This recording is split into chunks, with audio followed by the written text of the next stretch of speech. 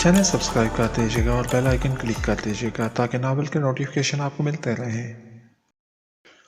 एक दफ़ा फिर वैसे ही इंतजामात थे। मेहंदी वाले मैरिज हॉल पे किसी आलीशान महल का गुमा हो रहा था। ऊंची सी छत पे कीमती बड़े बड़े फानूस लगे थे। दीवारें रंगीन शीशों की मीनाकारी से मुज़य्यन थी। पूरे हाल को गेंदे और गुलाब के फूलों से सजाया गया था। थोड़े थोड़े फासले पे आराइशी का तादम खूबसूरत गुलदान पड़े थे। खूबसूरत स्टेज था। हाल में स्टेज तक जाते दोनों अतराफ आतिशबाजी हो रही थी। सरमद और तानिया, विकी और हिना इनके दरमियान से आगे बढ़ रहे थे। जिस स्टेज पे उन्हें बिठाया गया था इसको ताज़ा फूलों से सजाया गया था। जा बजा बुके भी लगाए गए थे। स्टेज के तीनों अतराफ फूलों की लड़ियां दीवार बनाए हुए थीं। साउंड सिस्टम पे मेहंदी वाले गाने गाए जा रहे थे। वो हाल के बाहर स्टेज पे परफॉर्म कर रहे थे। इनको देखने के लिए बहुत बड़ा हजूम जमा था। इस हजूम की तवाज़ो के लिए मशरूबात का इंतज़ाम किया गया था और खाने में बहुत सी इकसाम की डिशेस तैयार की गई थी। एक बार फिर दावत आम थी। जो चाहता इसमें शरीक हो सकता था। सरमद और तानिया खुश थे। इधर उधर जायज़ा ले रहे थे, लेकिन हिना सर झुकाए खामोश बैठी थी। लग रहा था कि इसे किसी बात से दिलचस्पी नहीं है। मेहंदी हाथों पे लगाई गई, लेकिन वो वहाँ मौजूद होते हुए भी मौजूद नहीं थी। सरमद और तानिया फंक्शन से महजूज हो रहे थे। विकी ने एक दो बार इसे बुलाया, लेकिन वो हूँ हाँ करके रह गई। दिल में सन्नाटे उतर आए थे। इसे एहसास हो रहा था कि यह फैसला करके इसने गलती की है, लेकिन इसके पास कोई और रास्ता भी नहीं था। क्या करती? बेख्तियार आंखें नम हो गईं और आंसू रुखसार पे फिसलते चले गए। शाहीन इसे बगौर देख रही थी। इसके दिल को कुछ हुआ। ऐ मेरे खुदा, कुछ ऐसा कर दे काशिफ और हिना एक हो जाएं। वो दोनों एक दूसरे को बहुत चाहते हैं। दिल ही दिल में दुआ करते वो आबदीदा हो गई। इसी लम्हे हिना की नज़र इसके आंसुओं पे पड़ी। क्या हुआ है शाहीन? वो फिक्रमंदी से पूछ रही थी। कुछ नहीं हिना, बस यूं ही। इसने बात टालने की कोशिश की। चलो मेरे पास बैठो। हिना ने इसे अपने पास बिठा लिया और इसका हाथ थाम लिया। मेहंदी की रात आंसुओं में धुल रही थी। थोड़ी थोड़ी देर बाद फिर से दोनों के आंसू बहने लगते। रहा ना गया तो दोनों सहेलियां एक दूसरे से लिपट के फूट फूट के रो पड़ी। विकी जानता था हिना के लिए बहुत मुश्किल वक्त है। इसे अफसोस हो रहा था। होटल से खुर्रम चौधरी के घर तक सड़क पे दोनों अतराफ लाइट्स लगाई गई थीं और साथ ताज़ा फूलों से सजावट की गई थी। तमाम चौराहों को भी सजाया गया था। सड़कों के अतराफ थोड़े थोड़े फासले पे खाने पीने के स्टॉल लगे हुए थे। कहीं गोलगप्पे वाला, कहीं दही बड़े, कहीं फ्रूट चाट और कहीं समोसे और पान वाला। तमाम स्टॉल्स फ्री में चीज़ें दे रहे थे। लोग इनसे भरपूर फ़ायदा उठा रहे थे। स्टॉल्स के गिर्द हजूम था। शहर के अक्सर होटल्स में आज के दिन के लिए सबके लिए फ्री खाना था। दोनों दूल्हा घोड़ों पे सवार थे। आगे बैंड बाजे वाले थे। बैंड बाजे से आगे रकास थे जो रक्स करते आगे बढ़ रहे थे। पीछे बाकी बाराती कारों में थे। इन पैदल बारातियों के पीछे गाड़ियों का काफिला था। बैंड वाले बैंड बजा रहे थे। इनमें जिसके पास सबसे बड़ा बाजा था वो कभी कभी बजाता तो इसकी आवाज़ के आगे सारी आवाज़ें मद्दम पड़ जाती। दुल्हनें लेमोजीन में सवार थीं। तैयारे हवाओं में महवे परवास थे और रंग बिरंगा धुआं छोड़ रहे थे। कभी मतवाज़ी उड़ते वो लाइनें छोड़ते जाते तो कभी मुख्तलिफ डिज़ाइन बनाने लगते। हेलीकॉप्टर भी नीचे होकर बारात के साथ परवास कर रहे थे। बारात आहिस्ता आहिस्ता जा रही थी, इसलिए वो हवा में ठहरे हुए महसूस हो रहे थे। हेलीकॉप्टर ऊपर से फूलों की पत्तियां बरसा रहे थे। बारात पे पैसे भी लुटाए जा रहे थे। कई ड्रोन हर जाविये से मूवी बना रहे थे। हिना गाड़ी से बाहर देखते सोच रही थी कि कुछ अरसा कबल ऐसी शादी पे वो खुश हो रही थी और अब दोबारा वैसी ही शादी है, लेकिन दिल में खुशी का कोई एहसास नहीं है। सरमद और तानिया का निकाह पढ़ाया जा चुका था। अब विकी और हिना का निकाह पढ़ाया जाने वाला था। कुछ लम्हों बाद वो हमेशा के लिए विकी की होने वाली थी।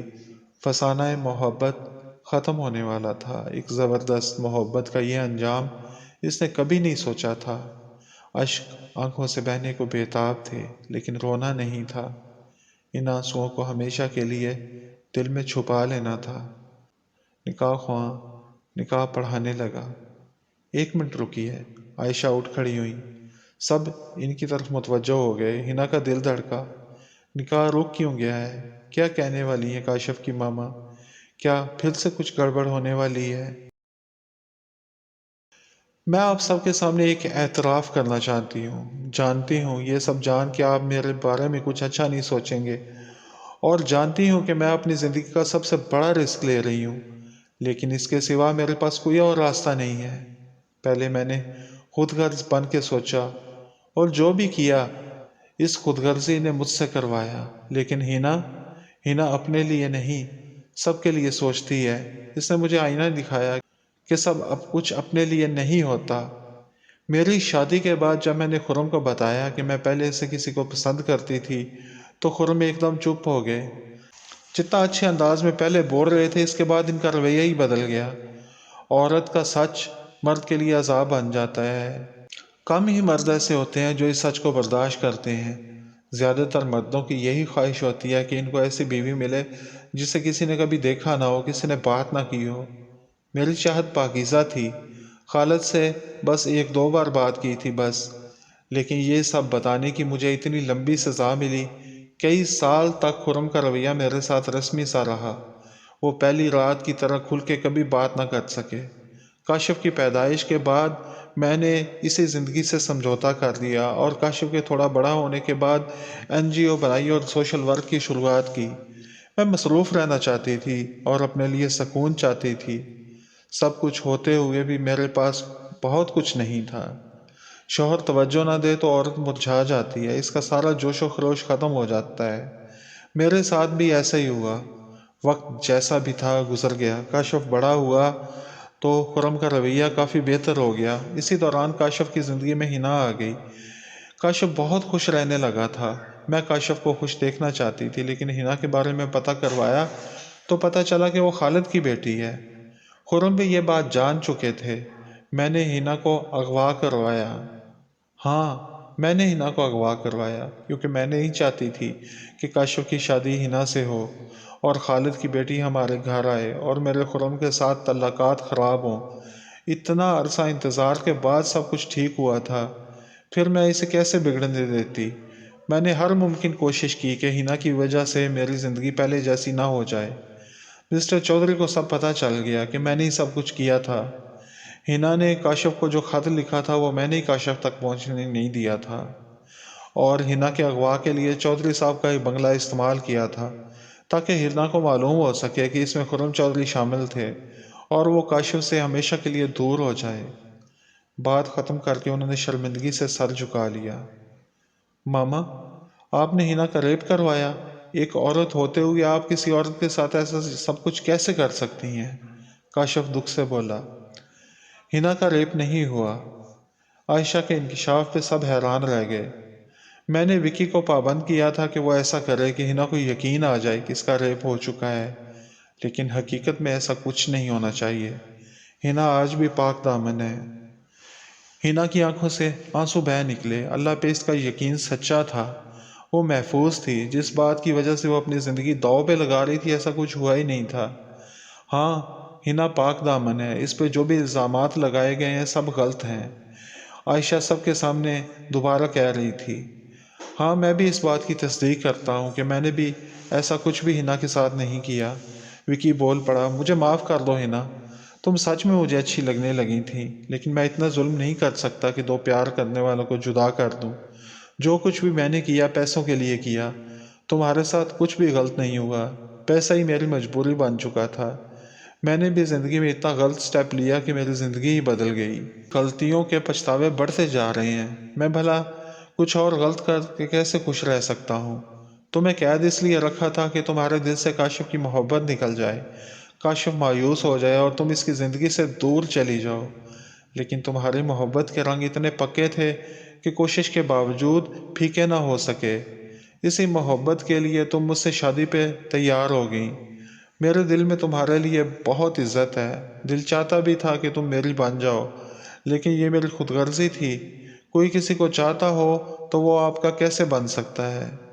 جب یہ کوشش کامیاب نہ ہو سکی تو پھر تمہارے ریپ کا ڈرامہ کیا گیا تاکہ تم کاشف سے دور ہو جانے کا سوچو، لیکن تم نے اس کا اتنا زیادہ ریئیکٹ کیا، اتنی بار خود کو زخمی کیا اور اپنی جان لینے کی کوشش کی کہ میں پریشان ہو گیا۔ مسز چودھری نے تمہیں رہا کرنے کا کہا تو مجھے گولی مار کے تمہیں رہا کرنے کا ڈرامہ کیا گیا۔ مسز چودھری بیٹے کی محبت میں کئی بار فیصلہ بدلنا چاہتی تھی، لیکن تارم بھی کاشف کے لیے سیریس ہو رہی تھی اور مجھے بھی ہنا اچھی لگنے لگی تھی۔ اس لیے ہم مسز چودھری کو بلیک میل کر کے اپنی مرضی کرتے رہے۔ مسز چودھری کو یہی ڈر تھا کہ کاشف یا مسٹر چودھری کو اصلیت کا پتہ نہ چلے اور ہم اسی ڈر سے فائدہ اٹھاتے رہے۔ لیکن اب مسز چودھری نے فیصلہ کر لیا کہ وہ کچھ بھی غلط نہیں ہونے دیں گی، چاہے کچھ بھی ہو جائے، اور مجھے بھی میری ضمیر نے جگا دیا۔ دو دلوں کے بیچ میں دیوار بنا رہا، اس گناہ کے لیے جب تک حنا اور کاشف مجھے معاف نہیں کرتے تب تک رب بھی معاف نہیں کرے گا۔ اتنا سب کچھ ہم نے کیا اور حنا نے ہمیں معاف کر دیا۔ شرمندگی بہت ہوتی ہے جب آپ کسی کے ساتھ اتنا برا کرو اور وہ پھر بھی آپ کو معاف کر دے۔ انسان کا ظرف اتنا نہیں ہوتا کہ وہ معاف کر سکے، بس اللہ جسے توفیق دے وہی معاف کرتا ہے۔ حنا مجھے بھی معاف کر دینا۔ اس دن جب تم میرے پاس آئی تھی اور تم نے مسٹر چودھری کو سب کے لیے معاف کیا تھا تو تب بھی میں بہت شرمندہ ہوئی تھی۔ اتنا حوصلہ نہیں تھا کہ تمہیں بتا پاتی کہ یہ سب میں نے کیا ہے۔ میں تمہاری مجرم ہوں، ہو سکے تو مجھے معاف کر دینا۔ تمہیں سب لوگوں کے سامنے ذلت سہنی پڑی، آج سب لوگوں کے سامنے میں تم سے معافی مانگتی ہوں۔ عائشہ نے ہاتھ جوڑ دیے۔ ایسے نہ کریں، آپ میرے لیے میری ماما کی طرح ہیں۔ میں نے سب کو معاف کر دیا تھا۔ آپ نے جو بھی کیا اپنی زندگی کے لیے کیا۔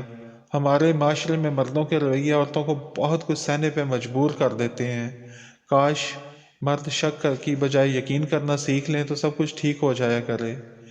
مسٹر چودھری جو اب تک خاموش تھے حنا کی بات سن کے بول پڑے۔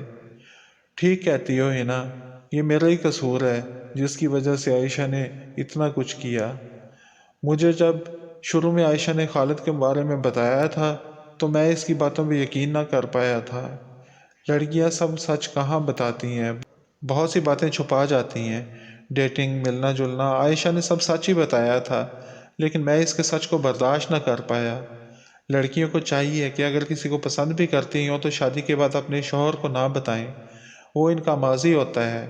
بعد میں شوہر کے ساتھ مخلص رہیں، لیکن جو وقت گزر چکا ہے اسے بتا کے الجھنوں کے سوا کچھ حاصل نہیں ہوتا۔ میں فاخرہ کو کبھی نہیں بولا تھا، اسے یاد کرتا تھا، اور عائشہ، میں نے پوری کوشش کی کہ اس کے حقوق اسے دے سکوں، لیکن مجھ سے کوتاہی ہوئی۔ جسمانی قربتیں ذہنی فاصلے کم نہیں کرتی، مجھ سے غلطی ہوئی۔ بیٹھ کے عائشہ سے ساری باتیں کلیئر کر لیتا تو اچھا ہوتا۔ میں جان چکا تھا کہ حنا خالد کی بیٹی ہے، اسی لیے کاشف کو روکتا تھا۔ میں نے خالد پہ نظر رکھی تھی اور اس تمام عرصے میں ایسا کچھ نہ پایا جس سے میرے شک کو تقویت ملتی۔ عائشہ خالد سے ملی بھی، لیکن کاشف کے لیے۔ اس کے لیے خالد صرف ماضی کا ایک حصہ تھا۔ شک زندگیاں تباہ کر دیتا ہے، ساری خوشیاں کھا جاتا ہے۔ میری تمام مردوں کو نصیحت ہے کہ اگر زندگی سکون سے جینا چاہتے ہو تو کبھی شک نہ کرو۔ خرم چودھری بولتے چلے گئے۔ عائشہ حنا کو گلے لگائے مسٹر چودھری کی بات سن رہی تھیں۔ کاشف نے معروف کا ہاتھ پکڑا اور اسے وکی کے سامنے لا کھڑا کیا۔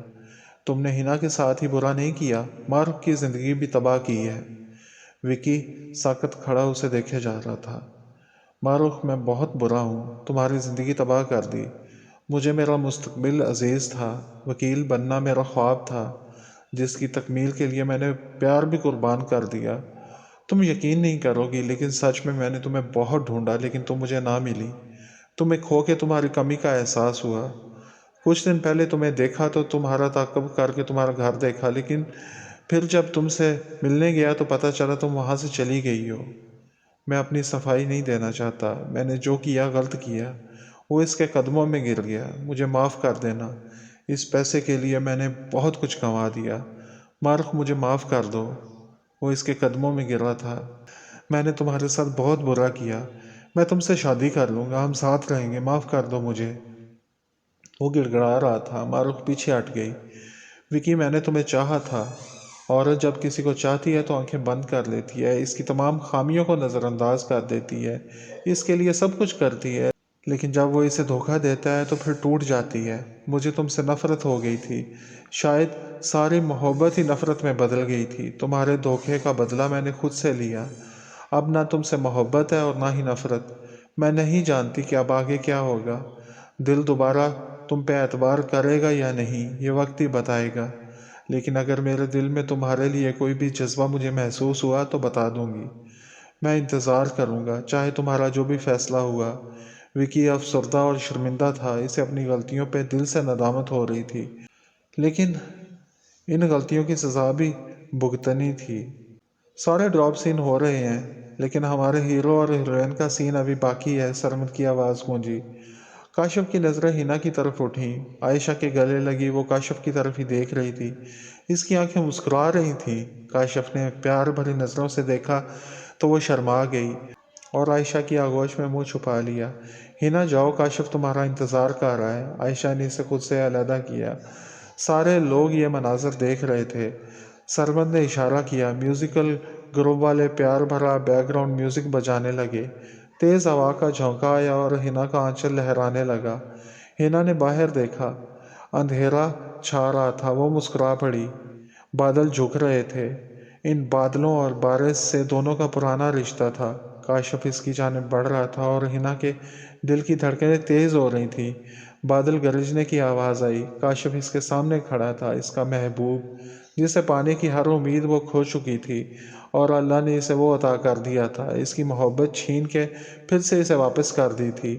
اب کوئی غرور نہیں، صرف اللہ کا شکر ادا کروں گی۔ بے اختیار اسے اپنے خالق پہ بے پناہ پیار آیا، جو انسان کی شہرت سے بھی زیادہ قریب ہوتا ہے۔ ہنا، میری ہنا۔ کاشف بہت خوش تھا۔ ناقابل یقین واقعات پیش آ رہے تھے۔ اس نے ہنا کے ہاتھ تھام لیے۔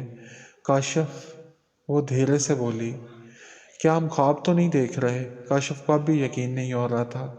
نہیں کاشف، یہ سب سچ ہے۔ اللہ رحمان ہے، رحیم ہے، کریم ہے، وہ سب جانتا ہے۔ اس نے میرا یقین قائم رکھا۔ وہ کبھی کسی کا یقین نہیں توڑتا۔ جو بھی ہمارے لیے بہتر ہوتا ہے وہی کرتا ہے۔ ہر کوئی اس کے آگے بے بس ہے۔ جو اس پہ یقین رکھتے ہیں ان کے ساتھ سب اچھا ہی ہوتا ہے۔ میں ڈگمگا گئی تھی، یہ بھی سوچنے لگی تھی کہ میرے ساتھ اتنا برا کیوں ہو رہا ہے، میری کیا غلطی ہے۔ لیکن پھر میں نے جانا کہ میرے غرور کی وجہ سے شاید ایسا ہوا۔ میں نے رب سے معافی مانگی اور پھر اس پہ یقین رکھا۔ دیکھ لو، میرے رب نے مجھے تم سے ملا دیا۔ وہ جذب کے عالم میں بولتی چلی گئی۔ بہت باتیں ہوگی، چلو اب نکاح بھی کر لو، کہیں بیچ میں کوئی رکاوٹ نہ آ جائے۔ یہ کہتے ہوئے شاہین اٹھ کے اس کے قریب آ گئی۔ وہ بھی بہت خوش تھی، ہنا کو اس کی منزل مل چکی تھی۔ ہنا کا ہاتھ تھامے وہ اسے اسٹیج پہ لے گئی۔ دونوں کا نکاح پڑھایا جانے لگا۔ کچھ لمحوں بعد وہ ہمیشہ کے لیے ایک ہو چکے تھے۔ کاشف ہنا کا ہاتھ تھام کے اٹھ گیا۔ سرمد نے بھی تانیہ کا ہاتھ تھاما ہوا تھا۔ آہستہ آہستہ وہ چل رہے تھے۔ کاشف، اس نے کاشف کو پکارا۔ جی ہنا کاشف، میں نے سوچا ہے آج رات ہم باتیں نہیں کریں گے، جس نے ہمیں ملایا ہے اس کا شکر ادا کریں گے، ساری رات شکرانے کے نوافل پڑھیں گے۔ کمال ہے، ابھی چند لمحے پہلے میں بھی یہی سوچ رہا تھا۔ کاشف کو حیرت ہوئی۔ چلو بھائی، اب آگے بھی بڑھو۔ ان کے رکنے کی وجہ سے سرمد اور تانیہ بھی رک گئے تھے۔ وہ چل دیے، ان پہ پھول برس رہے تھے، مووی اور تصاویر بن رہی تھی۔ اسٹیج سے باہر کے دروازے تک کارپٹ بچھا ہوا تھا۔ وہ باہر کی جانب جا رہے تھے۔ موسم خراب تھا۔ جب تک وہ دروازے تک پہنچے بارش برسنے ہی والی تھی۔ کاشف نے دروازے سے باہر قدم رکھا۔ ٹپ ٹپ اس کے کندھے پہ بارش کے 2 قطرے پڑے۔ اس نے آسمان کی طرف دیکھا۔ بادل برسنے کو بے تاب تھے۔ گاڑی کچھ فاصلے پہ تھی۔ ویٹرز نے دونوں جوڑوں کو گھیرے میں لے لیا اور ان پہ چھتریاں تان لیں۔ عائشہ، فاخرہ، مسٹر چودھری اور مسٹر رندھاوا انہیں دیکھ رہے تھے۔ ہنا اور کاشف نے ایک دوسرے کی جانب دیکھا اور مسکرا دیے۔ اس بارش میں ہی ان کی محبت کا آغاز ہوا تھا اور انجام کے لیے بھی بارش ہی شاید انتظار کر رہی تھی۔ چھتریاں ہٹا دو، کاشف بولا۔ ویٹرز نے ان دونوں پر سے چھتریاں ہٹا لیں۔ وہ چل پڑے۔ ان کے چلتے ہی بارش برسنے لگی۔ دونوں ایک دوسرے کا ہاتھ تھامے بارش میں بھیگتے ہوئے گاڑی کی جانب بڑھ رہے تھے۔ ناول دام میں محبت ختم ہو چکا ہے۔ کامنٹس میں بتائیے گا کہ آپ کو کیسا لگا۔ جلد ہی نیا ناول بدنما پیش کیا جائے گا۔